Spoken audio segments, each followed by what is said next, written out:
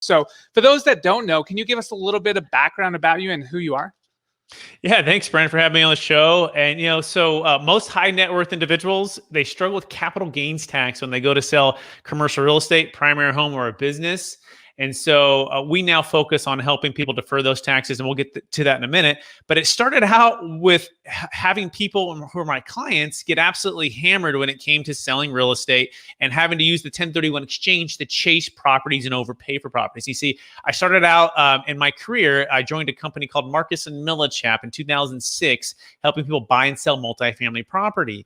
And at the time, it was really interesting time because the marketplace was really highly appreciated. There wasn't a lot of inventory, lots of 1031 exchanges going on, and it was kind of known as a seller's market. Okay. Right. And that was great for us as we were learning. And I was brand new to the industry. And if you don't know, in brokerage, you're sink or swim. You either make 100% commission or you don't. I was just married, just out of college, and it was just starting to get going in my career.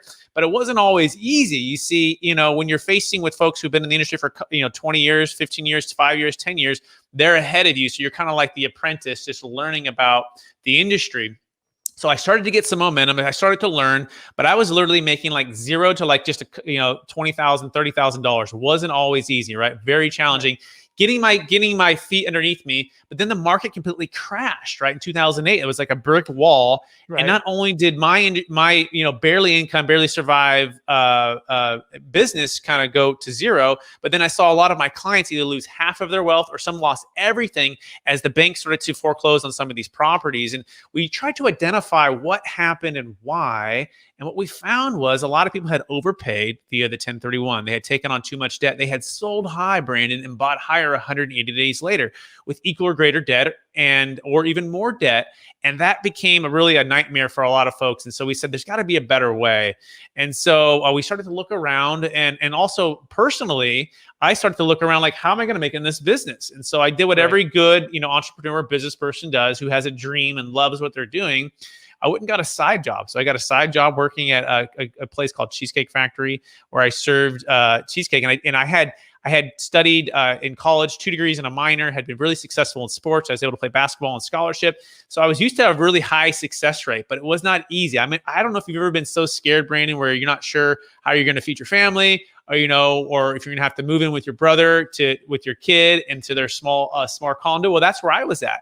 I was really scared, really just trying to make it in the business. So I did the side job on the weekends and nights. And so by day, I'd be making calls at Marcus and Millichap, trying to help people, keep their properties versus the banks or lower their overall income, try to get more income by getting more renters or renegotiate their taxes. And by day or by night, I'd be selling, cheesecake, right, to keep the bills from piling too far up. But just at the right time, my manager brought in a gentleman to speak on what's called the Deferred Sales Trust. And it was a moment which changed everything for me. And basically what he went on to say was, look, the old way of doing things is like the 1031. It's like Blockbuster, right? Yeah. And we can get into that more in a minute. And the new way is like Netflix. And had they done it like Netflix, they could have gotten rid of all their debt. They could have not have overpaid, and they could have diversified and been liquid with their capital. And so the plan was, okay, oh my gosh, this is amazing, but people don't know about it. So I started to educate my clients. I started to give referrals to my business partner now. And as we grew, my business grew. And as I learned more and added more value, my business grew. And fast forward now, I'm still in commercial real estate, but I also have a company, and it's Capital Gains Tax Solutions, where we educate brokers, syndicators, operators, and high net worth individuals so they never have to feel trapped by capital gains tax ever again. You have just listened to another information-packed episode of Capital Gains Tax Solutions with Brett Swarts. We hope you enjoyed today's show and found it helpful. Visit capitalgainstaxsolutions.com to access the show notes and to access more resources. Don't forget to leave a review and join us again next time.